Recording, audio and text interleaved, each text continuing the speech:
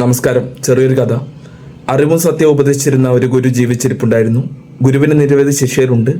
ചില ശിഷ്യർ ഗുരുവിനെ അനുസരിക്കും, ചില ശിഷ്യർ ലാഭത്തിന് വേണ്ടി മാത്രം ഗുരുവിനെ അനുസരിക്കും.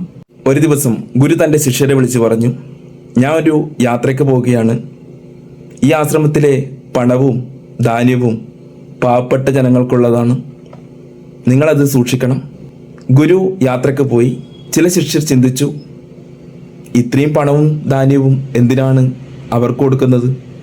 അത് നമ്മൾക്കെടുക്കാം. അങ്ങനെ ചില ശിഷ്യർ ആ പണവും ധാന്യവും കൈക്കലാക്കി. ചില ശിഷ്യർ അത് കണ്ട് വിറച്ചു നിന്നു. ഗുരു മടങ്ങി വന്നു. ആശ്രമത്തിലെ വരുമാനങ്ങൾ കുറയുന്നതായി ഗുരുവിന് മനസ്സിലായി. ഗുരു ഒന്നും മിണ്ടിയില്ല. ശിഷ്യരെ വിളിച്ചു വരുത്തി ഒരു പരീക്ഷ നടത്തി. ഗുരു ചെറിയൊരു പാത്രത്തിൽ വെള്ളം നിറച്ച് അതിലേക്ക് പുഷ്പങ്ങളിട്ടു.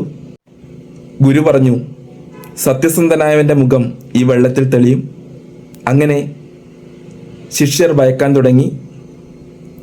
ഗുരു പുഞ്ചിരിച്ചുകൊണ്ട് പറഞ്ഞു, വെള്ളം ആരുടെയും മുഖം കാണിക്കില്ല, പക്ഷെ കുറ്റബോധം മനസ്സിനെ തുറന്നു കാണിക്കും. ശിഷ്യർ എല്ലാം തുറന്നു പറഞ്ഞു. ഗുരു അവരെ ശിക്ഷിച്ചില്ല.